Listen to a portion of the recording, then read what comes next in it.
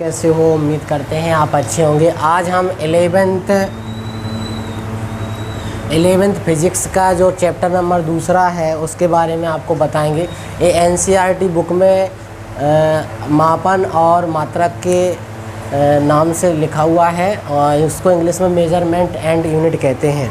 तो सबसे पहले अपन 11वीं की भौतिकी पढ़ रहे हैं तो उसकी परिभाषा याद होना चाहिए। तो परिभाषा हमने यहाँ पर देखो लिख दी है कि भौतिकी कहते किसे हैं।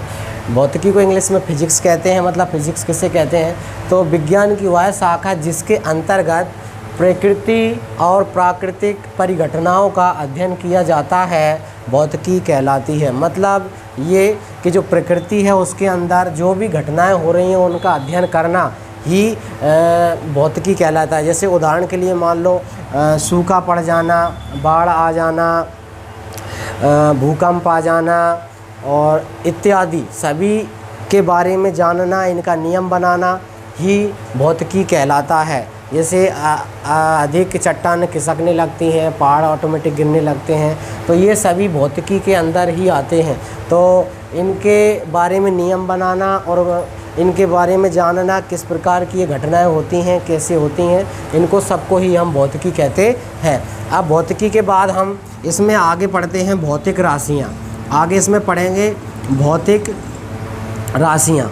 तो पहला ये प्रश्न यही है कि भौतिक राशियाँ किसे कहते हैं। प्रश्न यही है, भौतिक राशियाँ किसे कहते हैं। भौतिक राशियों को भौतिक राशियाँ किसे कहते हैं, प्रश्न ये है। तो इसकी पहले परिभाषा हम लिख लेते हैं। ठीक है, इसकी परिभाषा लिख लेते हैं। प्रश्न ये था कि भौतिक राशियाँ किसे कहते हैं। इंग्लिश में इसको फिजिकल क्वांटिटीज़ कहते हैं। तो इसकी परिभाषा हमने यहाँ पे लिख दी है। जिन राशियों का मापन यथार्थतापूर्वक किया जा सकता है उन्हें हम भौतिक राशियाँ कहते हैं। यह राशियाँ दो प्रकार की होती हैं। नंबर पहला होता है मूल राशियाँ और नंबर दूसरा होता है व्युत्पन्न राशियाँ। भौतिक राशियाँ मतलब जिनको मापा जा सकता है, वो भी कैसे, यथार्थपूर्वक, मतलब सरल रूप से जिनको माप सकते हैं हम, उनको ही हम क्या कहते हैं, भौतिक राशियाँ कहते हैं। भौतिक राशियाँ दो प्रकार की होती हैं। मूल राशियों को इंग्लिश में कहते हैं फंडामेंटल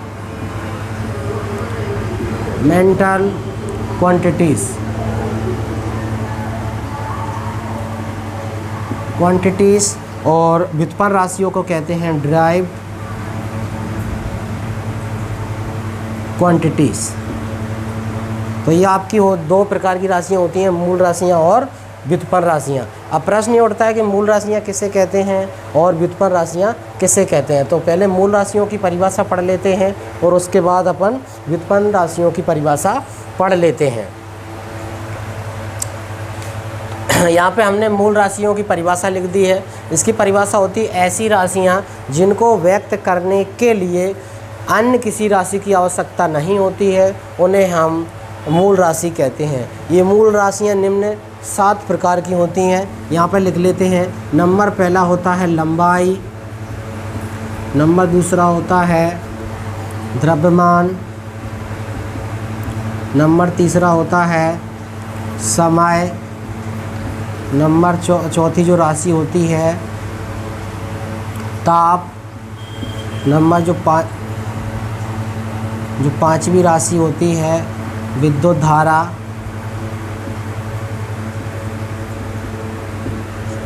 नंबर जो छठी राशि होती है ज्योति तीव्रता,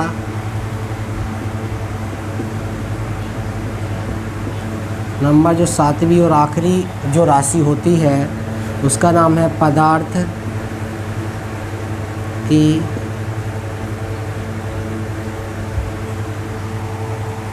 मात्रा। ये आपकी 7 प्रकार की राशियाँ हो जाती हैं, वो भी मूल राशियाँ होती हैं 7।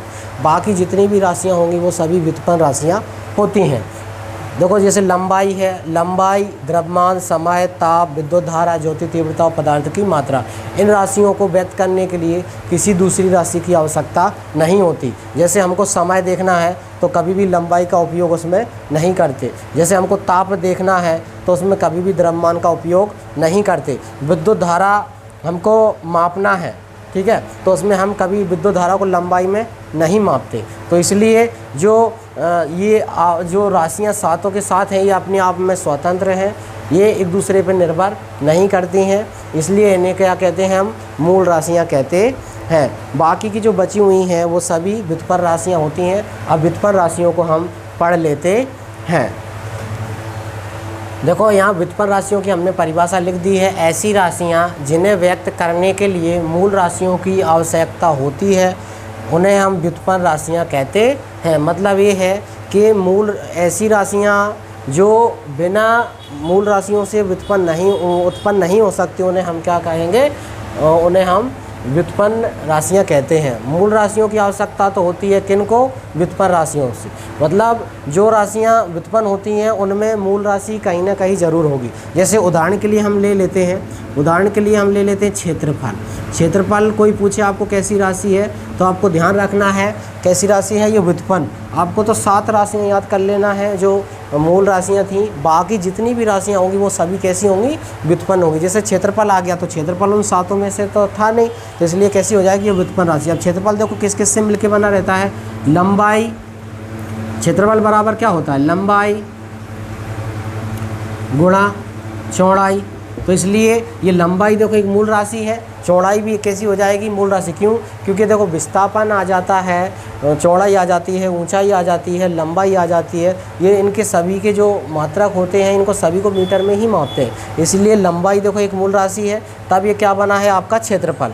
ऐसे दूसरी बात करें तो आयतन, आयतन कैसी राशि है, तो आपको ध्यान रखना आयतन भी एक व्युत्पन्न राशि है, क्योंकि ये भी किससे मिलकर बना रहता है, मूल राशियों से। लंबाई हो गया, चौड़ाई हो गया और आपकी ऊंचाई हो गया, तो ये 3 चीज़ों से मिलकर बना होता है, लंबाई से, चौड़ाई से और ऊंचाई से। तो आयतन भी आपकी कैसी राशि हो जाएगी, आयतन भी आपकी व्युत्पन्न राशि हो जाती है। जैसे दाब मान लेते हैं, क्या मान लेते हैं, दाब कैसी राशि है, कोई आपको बोलता है तो दाब भी कैसी होगी, व्युत्पन्न राशि होगी। क्यों, क्योंकि दाब बराबर होता है बल बटे में आपका, बटे में क्या हो जाता है, क्षेत्रफल। क्या हो जाता है, क्षेत्रफल। तो हम जानते हैं कि जो इसमें जो क्षेत्रफल है वो भी किससे मिलकर बना हुआ है, एक आपका लंबाई से मिलकर बना हुआ है, तो लंबाई भी कैसी राशि हो जाएगी, आपकी मूल राशि हो जाएगी। तो इसलिए जो दाब है आपका वो कैसी राशि है, व्युत्पन्न राशि है। कहने का मतलब ये है, यदि आपने वो 7 मूल राशियाँ याद कर ली हैं तो बाकी की व्युत्पन्न राशियाँ कोई सी भी आपको 7 के अलावा 8 भी दिखती है, वो सभी आपकी कैसी होंगी, व्युत्पन्न राशियाँ होती हैं। अब अगला प्रश्न है, मात्रक किसे कहते हैं, इसको इंग्लिश में यूनिट कहते हैं। तो इसकी परिभाषा बिल्कुल सरल है, किसी भौतिक राशि के मापन के लिए प्रयुक्त मानक को ही उसका मात्रक कहते हैं। मतलब किसी भौतिक राशि के मापन के लिए, मतलब किसी भौतिक राशि को अगर अपन मापेंगे तो उसके लिए जो प्रयुक्त मानक मानेंगे उसको ही हम क्या कह देंगे, मानक बोल देंगे। जैसे मान लो अपन ने एक लीटर लिया है, क्या है, लीटर। लीटर क्या होता है, एक मात्रक होता है, ठीक है ना। जैसे किलो होता है, क्या होता है, किलो। किलो वो भी क्या होता है, एक मानक। इसको ये सब क्या है, मात्रक हैं आपके। द्रव्यमान का हो गया, ये आपका ये लीटर उसमें हो जाता है लिक्विड फॉर्म में, ठीक है ना। जैसे अपन ने ले लिया है मीटर, मीटर आपका लंबाई का हो गया, ये सब क्या है, मात्रक है। पर अपन मानक मान लेते हैं। जैसे मान लो अपन जानते हैं कि 1 मीटर कितना होता है, 100 सेंटीमीटर बराबर, ठीक है। अब जैसे 1 किलो, अपन को 1 किलो का वाट ले लेते हैं, क्या ले लेते हैं, 1 किलो का वाट ले लेते हैं, उसको अपन ने मानक माना है। इसको क्या माना है, अपन ने मानक माना है। और जो किलो है जो आपका किलो है उसको अपन क्या मान लेते हैं, जो आपका किलो है उसको अपन क्या मान लेते हैं, मात्रक। और जो आपका साथ में रहता है, ठीक है, दुकान पे जाते हैं जो साथ में रहता है उसको क्या मान लेते हैं अपन, मानक मान लेते हैं। वही क्या हो जाता है, आपका मात्रक हो जाता है। अब मात्रक भी आपके 2 प्रकार के होते हैं, मूल मात्रक और व्युत्पन्न मात्रक। कौन से होते हैं, नंबर पहला होता है मूल मात्रक और नंबर दूसरा होता है आपका व्युत्पन्न मात्रक। फिर प्रश्न उठता है कि मूल मात्रक किसे कहते हैं। तो सेम परिभाषा आपकी राशियों जैसे ही है, बस इसमें थोड़ा बदल देना है, तो हम आपको बता दे रहे हैं, बोल के आप लिख लेना। मूल मात्रक किसे कहते हैं, तो वे मात्रक जिन्हें व्यक्त करने के लिए या फिर जिन्हें व्यक्त करने के लिए किसी दूसरे मात्रक की आवश्यकता नहीं होती है, उन मात्रकों को हम मूल मात्रक कहते हैं। जैसे उदाहरण के लिए मूल मात्रक की बात करें, उदाहरण के लिए जैसे मान लो लंबाई का जो मात्रक होता है, लंबाई का जो मात्रक होता है वो क्या होता है आपका मीटर। ऐसे ही आपका समय का जो मात्रक होता है वो क्या होता है सेकंड। आपका जो ताप का मात्रा होता है वो होता है केल्विन। विद्युत धारा का मात्रक होता है, विद्युत धारा का जो मात्रक होता है वो होता है एम्पियर। ये सभी आपके क्या हो जाएंगे मूल मात्रक हो जाएंगे। तो मूल मात्रक की संख्या कितनी होती है, तो मूल मात्रक की संख्या भी 7 होती है। कितने हो गए 1 2 3 4। उसके बाद द्रव्यमान का मात्रक लिख लेते हैं। द्रव्यमान का मात्रक होता है किलोग्राम, किलो लिख लेते हैं किलो, ठीक है। उसके बाद कितने होगा ये 1 2 3 4 और ये 5। अब ज्योति तीव्रता, ज्योति तीव्रता का मात्रक होता है वो कैंडेला होता है।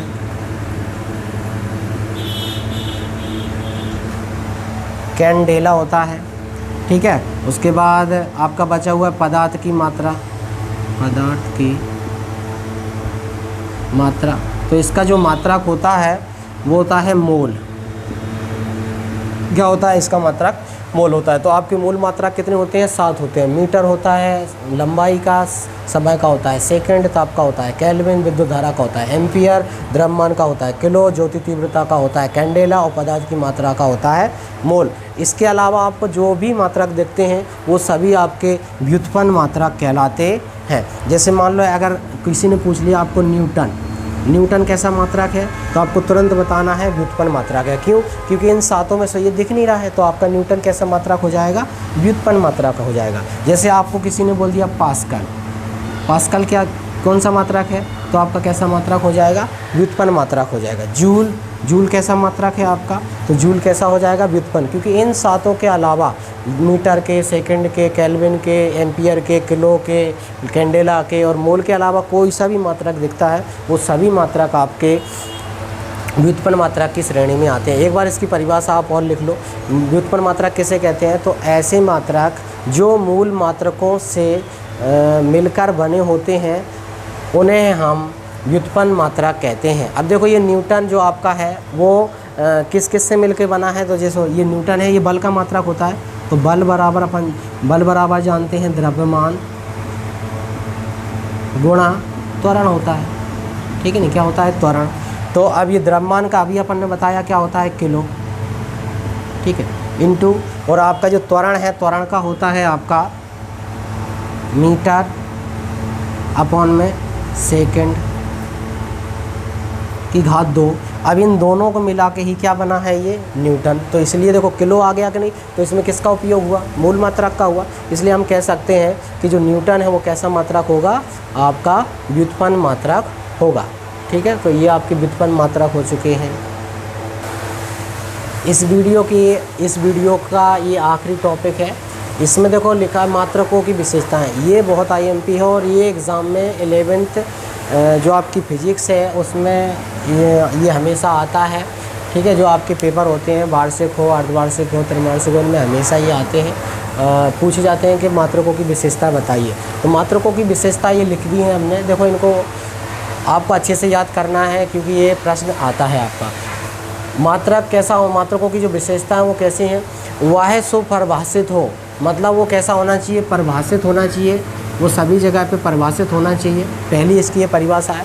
दूसरी है समय व स्थान के साथ उसमें कोई परिवर्तन ना हो, मतलब जो मात्रक है उसमें ना तो समय का प्रभाव पड़ना चाहिए, मतलब समय के साथ बदलना नहीं चाहिए, और स्थान के साथ वो बदलना नहीं चाहिए। अब समय और स्थान मतलब क्या है, मतलब ये है जैसे मान लो जो 1 किलो है आपका, क्या है 1 किलो है, वो अभी जैसे मान लो 12 बज रहा है, मान लो कितने बज रहा है अभी 12, तो 12 बजे 1 किलो का ही है। अब वो 1 बजे ना तो कम होना चाहिए ना ही ज़्यादा होना चाहिए, ना कम और ना कैसा होना चाहिए ज़्यादा होना चाहिए, तो ही वो कैसा है, मात्रक। और स्थान के हिसाब से उसको परिवर्तन नहीं होना चाहिए। जैसे मान लो आज यहाँ पे हम लेके किसी 1 किलो को, जो 1 किलो का बाट होता है उसको लेके बैठे हैं, और वो यहाँ पे 1 किलो का है, पता चले यहाँ से 20 किलोमीटर दूर जाएँ तो स्थान बदल दिया हमने, तो वो कैसा हो जाए, 1.5 किलो का हो जाए या फिर आधी किलो का रह जाए, तो ऐसा नहीं होना चाहिए। तो वो कैसा होगा, वो मात्रकों की विशेषता के अंतर्गत नहीं आएगा। तो ये इसकी कंडीशन है कि समय व स्थान के साथ उसमें कोई परिवर्तन नहीं होना चाहिए।